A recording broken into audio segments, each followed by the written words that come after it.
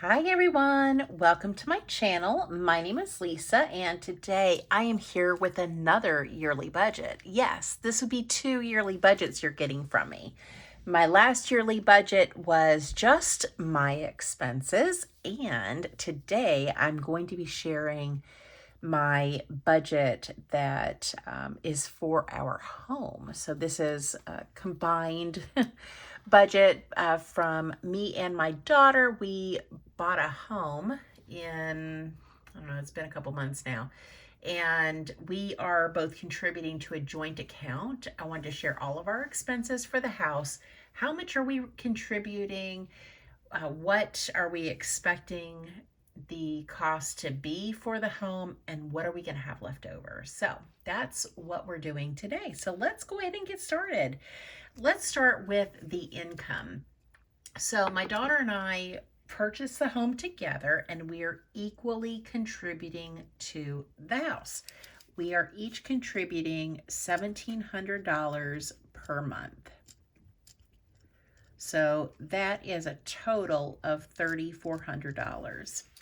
The first expense that we have is our mortgage. So every month our mortgage is $2,044 and some change. We're going to call it $2,045.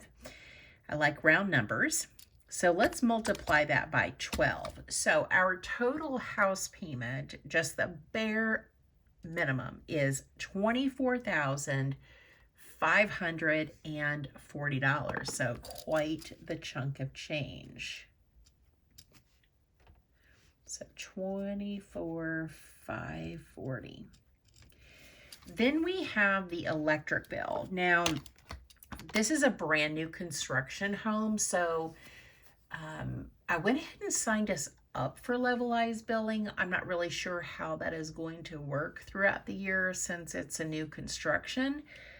Of course, you know, winter and summer are going to be the highest months in terms of utilities. And so I'm going to estimate it's going to be about $200 a month.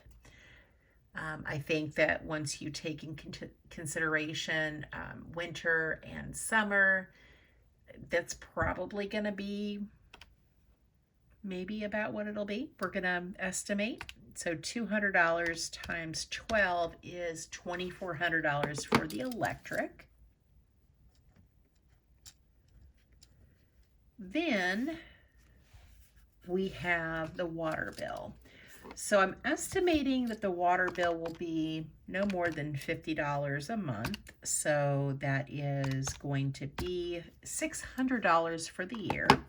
And I realize as I'm doing this that I did not put the total amount up here. So $3,400 times 12 for the income, that is $3,400 times 12 is $40,800.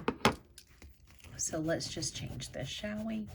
Because otherwise we're going to be in a big hole if we only have $3,400 for the year. $40,800. So what is that for each one of us? 1,700 times 12 is 20,400. I probably could have done that in my head. I don't know, maybe not. So 20,400.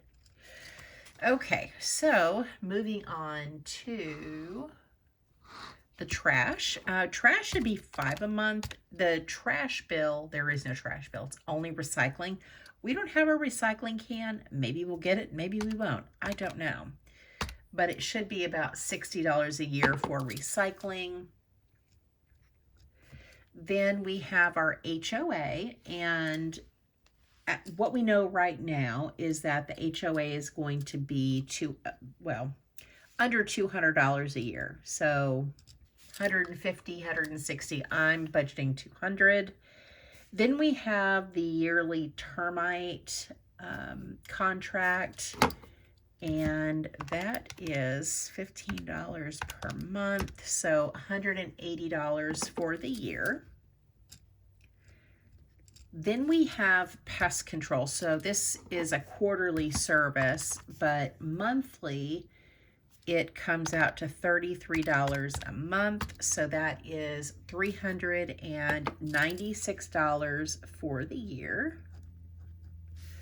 The HVAC, so this is a contract that we have with a local HVAC company. They'll come out in the fall and in the spring to check this, the unit to make sure that it has enough Freon, that all the filters are changed, you know, that everything is in good working order before the, you know, the high temperatures in the summer and the low temperatures in the winter. So just, you know, your regular maintenance. The HVAC monthly cost is $30. So for the year, it's $360. Then we have our internet cost for the house. It's $110 per month. So $13.20 for the year.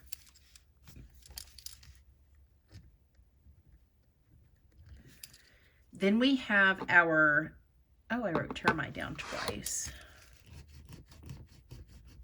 We don't need termites twice. So let's put cleaning up here.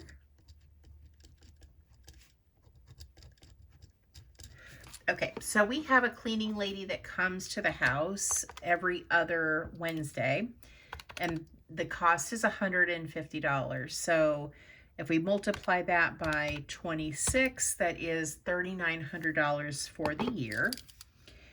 And I always get comments about the cleaning ladies. Why don't you do it yourself? You're able-bodied adults. You can do that. You don't need a cleaning lady.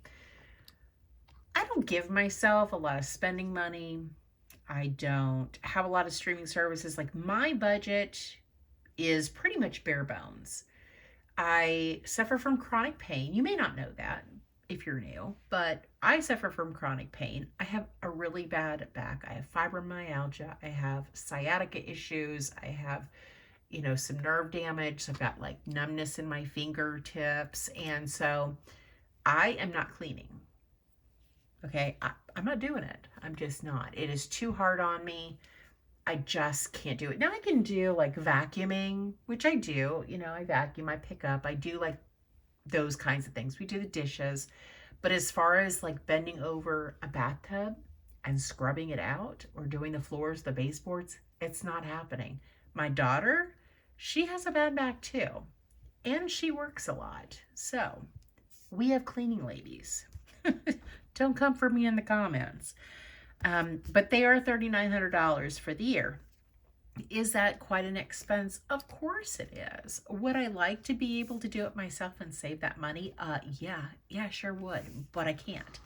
So that's where we're at with the cleaning ladies. Then we have savings, and we are each contributing. Do I already have that up here? No. It is, what, $200 per month. So that's $400 a month, $200 from my daughter, $200 from me. So $400 for the year is $4,800. So that's going to give us a good savings by the end of the year. So now anything else that is not included here is going to be our buffer. So if, let's say, I don't know, maybe we make a mistake and maybe the electric bill is a lot higher than this and we need some extra funds, that's where the buffer is going to kick in. So let's see what we have here. So we've got 40,800 minus 24,540, electric 2,400, 600 for water, $60 for recycling, $200 for HOA, $180 for termites, $396 for pest control, $360 for HVAC, $1,320 for the internet, $3,900 for cleaning, and $4,800 for savings. So that should give us a buffer of $20.44 at the end of the year if we don't have to dip into it. Now, the good thing is that all of these things are in a joint account. So it is not for our personal use. So if I want to go out to McDonald's and grab a bite to eat, I'm not dipping in here. If Carol Ann wants a new PlayStation game, she's not getting in here. This is only for our housing expenses. Now, if the buffer gets too big, maybe once we get to $1,000, maybe we'll plunk that into savings, because eventually we want to have a good emergency fund.